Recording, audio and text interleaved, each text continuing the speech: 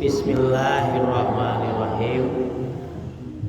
Assalamualaikum warahmatullahi wabarakatuh. Waalaikumsalam warahmatullahi wabarakatuh. Alhamdulillahi rabbil alamin. Asyhadu an la ilaha illallah wa asyhadu anna Muhammadan abduhu wa rasuluh. Allahumma sholli ala Muhammadin wa ala alihi wa ashabihi ajmain wa man tabi'ahu ila yaumiddin. A'udzu billahi minasyaitonir rajim. Bismillahirrahmanirrahim. Wasyamsu tajri li mustaqarril laha.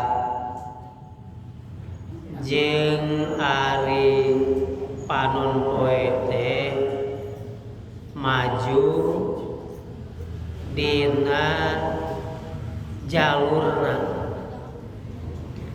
Zalika taqdirul azizil alim. Tah eta teh katangtuan ti Gusti Allah anu maha gagah, anu maha kuning. Wal qamara qaddarnahu manazila hatta ada kal urjunil qadim. Jeung nyakitu deui bulan ku kami ku Gusti Allah geus ditetepkeun jalur-jalurna sahingga bulan balik deui seperti tuluy anu geus kolot. La syamsu yang bagilaha ang tudrikal qamar. Moal kajadian panun poe miheulaan bulan. Walal lailu sabiqun nahar. Jeung nyakitu deui peuting moal miheulaan beurang. Wa kullum fi falaki yasbahun. Jeung sakabeh eta benda langit, boh panon poe, boh bulan, boh bumi berjalan dina jalanan. Al-Quran surat Yasin ayat 38, 39, 40. Ya salajengna kurang langkung dijelaskeun. Salah sawios tanda yen Gusti Allah maha kawasa diciptakeunana aya panon poe, aya bumi, aya bulan. Seueur pisan tangtuna paedahna mangpaatna pikeun urang sadaya. Nah di antarana ayeuna anu urang nuju mayunan nyaeta tentang penentuan tanggal dina Hijriyah dina tahun Hijriyah anu nyaeta diitungna tina perjalanan bulan ngurilingan bumi. Bulan ngurilingan bumi tah ieu dasarna perhitungan kalender tahun Hijriyah anu jumlah tiap-tiap bulan teh 28,50 poe, sehingga dina kalender Islam, dina kalender Hijriyah bulan teh jumlah poena dijangkepkeun 28 sinareng 30 bergantian. Kajaba saparantos 4 tahun. Lamun 4 tahun jadi tambah sapoe nu tadi sesa-sesana dihijikeun jadi sapoe. Jadi anu umumna tiap tahun sataun teh 355 poe, maka dina 4 tahun sakali mah jadi 356 poe. Eta nu disebut tahun kabisan. Ari perhitungan tanggalna dina Hijriyah mah aya aturanana. Nu populerna sok disebut ijtimak atawa bahasa nu sejena konjungsi. Taya ngawitan nu disebut bulan tiheula, bulan lama jeung bulan baru. Jadi nangtukeun seepna bulan nu tiheula jeung datangna bulan anu anyar ditangtukeunana teh dina waktu ijtimak, dina waktu konjungsi. Kumaha peristiwana eta ijtimak teh konjungsi teh? Lamun anu tilu benda langit ieu dina kaayaan sajajar, panon poe tuluy di tengah-tengah bulan, tuluy bumi. Tah lamun ieu benda langit nu tilu ieu panon poe, bulan, bumi dina kaayaan sajajar, tah ieu disebut konjungsi atawa disebut ijtimak. Tah ieu proses pergantian tanggal teh. Nah, dina sababaraha tahun katukang diurang ijtimak dilakukeun konjungsi dilakukeun keur memenuhi nagara sorangan we nagara Indonesia.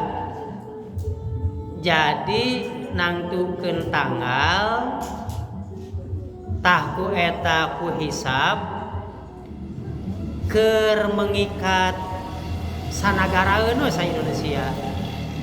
Indonesia teh kan 3 waktu.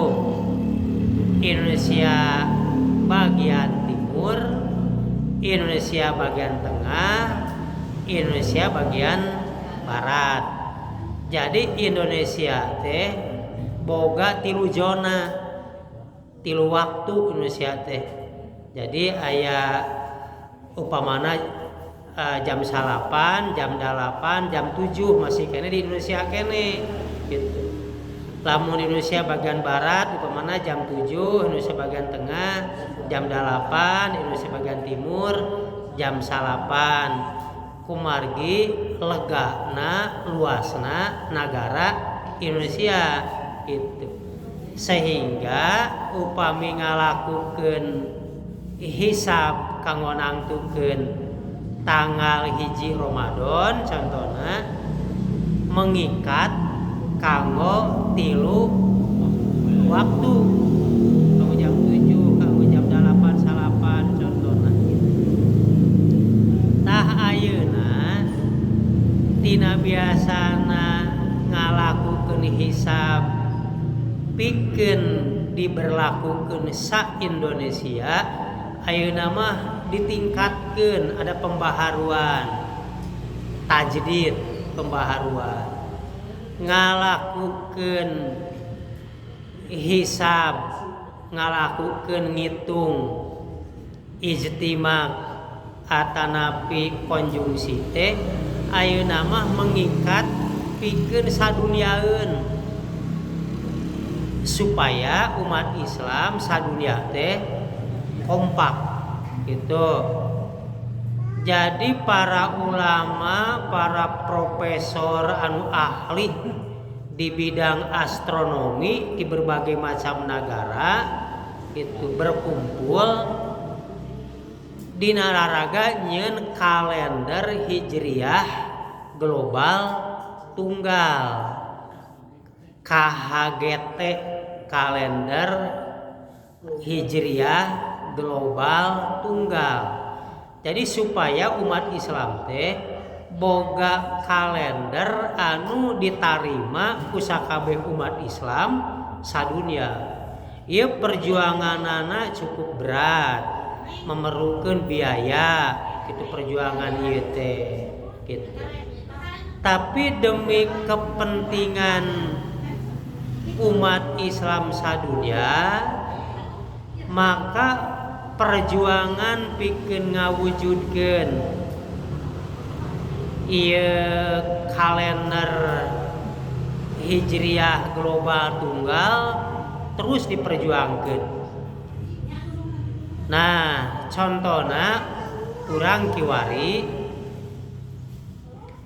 ijtima dina poe isu, dina poe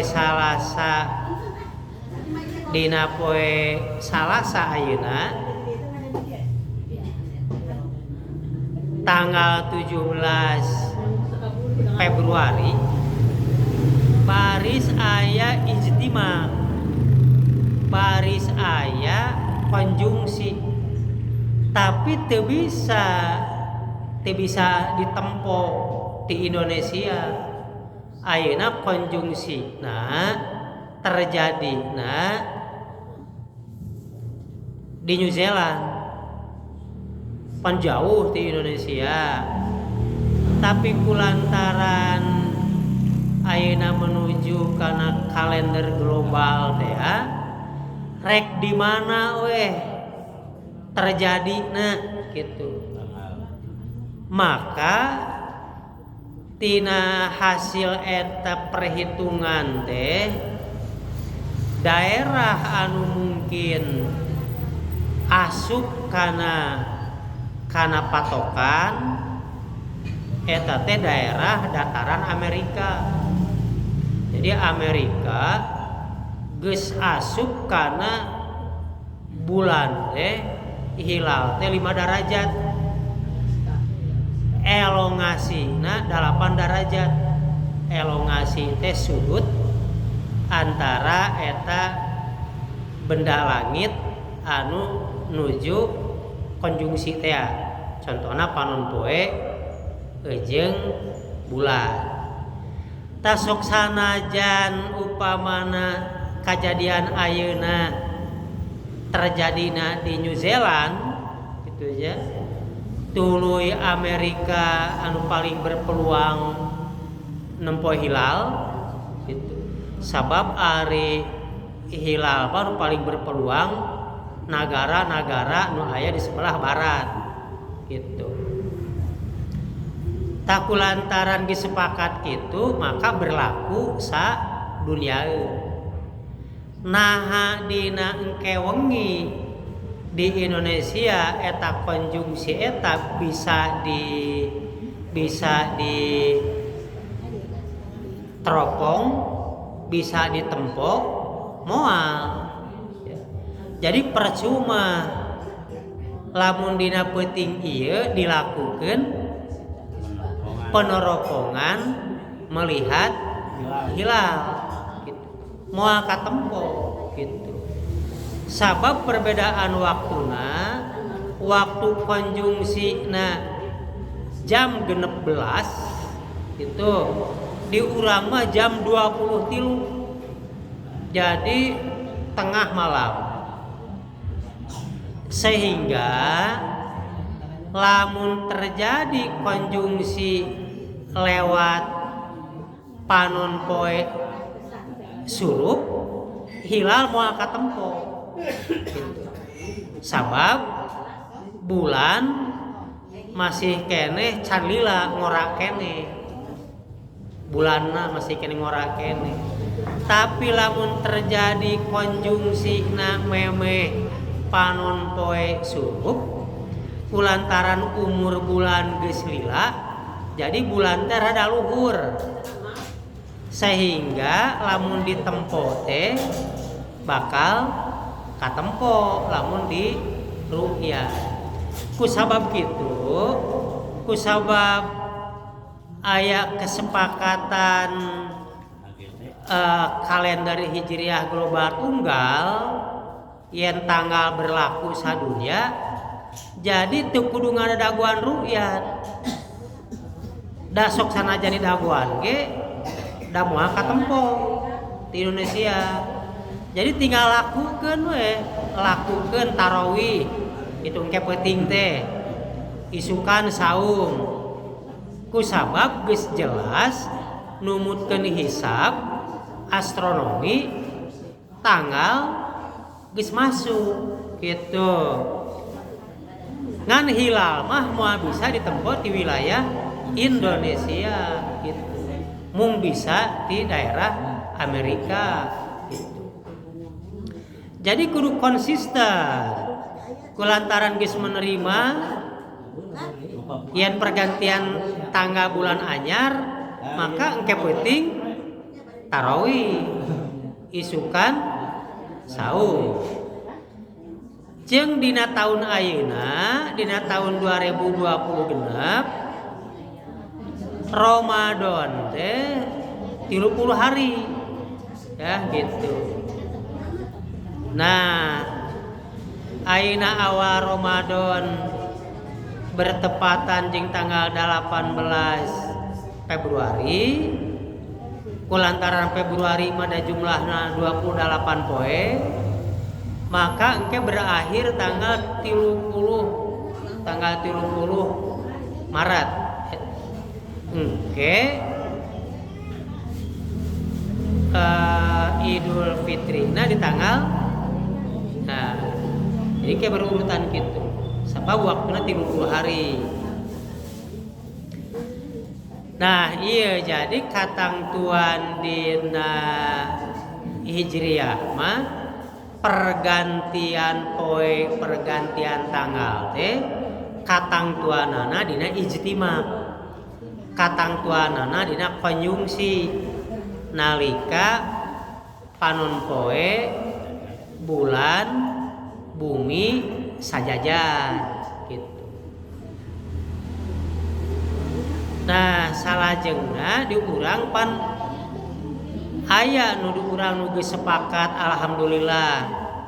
Contoh Jumatan ngalaksanakeun salat Jumat sadunya sepakat. Geus tara aya deui nu salat Jumat dina poe anu sejen gitu. Da poe mah pan kitu nya. Bumi teh kulantaran rotasina muterna bumi teh sapoe nyaeta 24 jam gitu. Jadi poe teh sarua poe teh sarua, nu beda teh mung jam gitu. Nu beda teh mung jam unggul, poe nama sarua. Ta alhamdulillah poe Jumaah mah salat Jumat tara aya nu protes teh perbedaan gitu. Mimiti poe teh ti beulah wetan ti Selandia Baru ya, ti wetan heula terus maju ka urang ka Indonesia gitu. Beh wetana pisan aya gitu. Kiribati ukuranana tina standar 14 jam di Greenwich di patokan waktu. Terus maju ka urang mah waktu teh plus 7. Jadi urang mah plus 7 lamun tina patokan standar waktu internasional. Indonesia mah plus 7 gitu. Terasa maju ka ditu kabelah kulon. Indonesia mah tadi boga 3 zona. Upamana jam 7, jam 8, jam 9 masih Indonesia. Malaysia sajona dan negara leutik. Itu di zona 8. Terus maju beuki ditu beuki kulon ka Arab. Indonesia jeung Arab heula urang 4 jam. Jadi lamun Jumaah teh heula urang mah geus salat Jumaah. Di Arab mah engke 4 jam kemudian gitu. Alhamdulillah salat Jumaah mah geus kompak. Geus tara perlu deui make ru'yat, make hisab, geus sepakat. Mudah-mudahan engke mah Ramadan ge kieu tah geus sepakat gitu geus teu kudu ribut deui kitu nya gitu. Nah, jadi bulana sajana geus ditangtukeun, poena sajana geus aya katangtuan, da Gusti Allah geus nyiptakeun yen panon poe bulan bumi teh eta teh alat pikeun hisab, alat pikeun ngitung. Sehingga hisab lebih penting tibatan ru'yat. Hisab mah jongjon. Contoh, ayeuna urang anu geus sepakat kana hisab, geus teu kudu riweuh deui, engke teh tarawih, tuluy engke teh sahur, isukan saum, geus teu kudu riweuh. Tapi lamun ngadaguan ru'yat, engke teh bakal saum teh isukan atawa poe isukna deui gitu. Itunya gitu. Jeung bisa nyeun kalender ya. Lamun hisab bisa nyeun kalender setahun ke depan. Lamun keukeuh kudu ngagunakeun ru'yat mah bisa nyeun kalender mah bisa didadang gitu.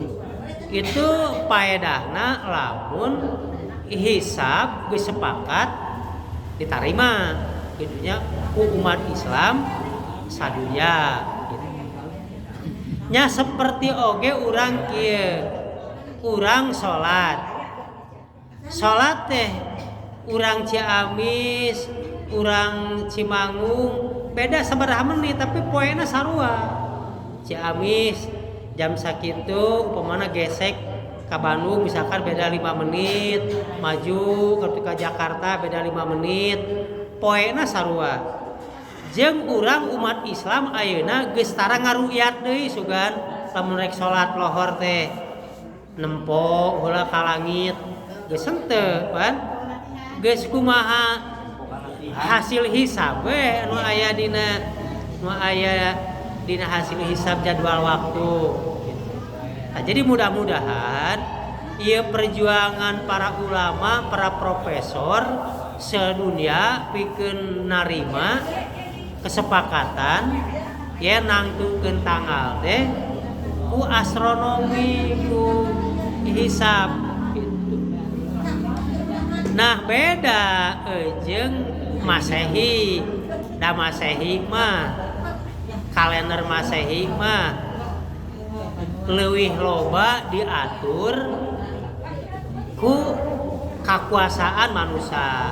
Contoh Masehi mah dicokot global na unggul kieu yen sataun teh 365 poe kusabab dumasar kana ieu bumi ngurilingan panon poe engke dina 4 tahun sakali robah jadi 366 poe kusabab aya sisa na teh jadi weh disebut tahun kabisat 4 tahun sakali. Tapi dina Masehi mah nangtukeun sabaraha poe sabulan eueuh aturanana baheula ku eta we ku paus ka-13 yen bulan ieu mah 28 poe, bulan ieu mah 28, bulan ieu mah 30. Eta mah dijieun ku pribadi we gitu. Ngan disepakati. Dan memang kalender Masehi mah tujuanana kanggo administrasi, sanes kanggo ibadah. Ari kalender Islam kan kanggo ibadah. Contoh, lamun wukuf di Arafah kudu ditarima ku umat Islam sadunya. Ulah beda-beda. Ulah upamana wukuf Arafah cek urang Indonesia Sabtu misalkan, cek urang Arab Jumaah. Nya ulah kitu. Wukuf teh kudu poe anu sarua kitu ku umat Islam sadunya, sehingga saumna oge kudu sarua gitu. Yen saum teh sameme ngalaksanakeun wukuf kan gitu, atanapi poeanan wukuf. Jadi nalika jalma-jalma keur ngalakukeun wukuf maka aya saum Arafah kudu diterima ku umat Islam sadunya.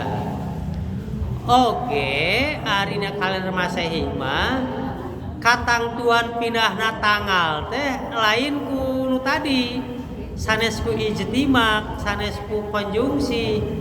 Jelema we harita nyeun kesepakatan di Samudra Pasifik pikeun nangtukeun Rebo jeung Kemis ditangtukeunna di Samudra Pasifik. Tah ieu batasna gitu. Jadi nyieun kesepakatan. Nah seperti kitu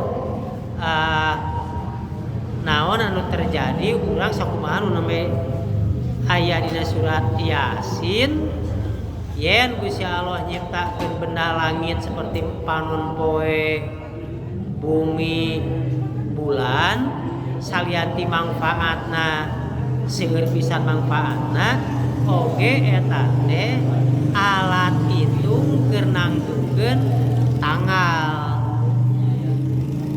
Hatur nuhun, alhamdulillahirabbil alamin. Assalamualaikum warahmatullahi wabarakatuh.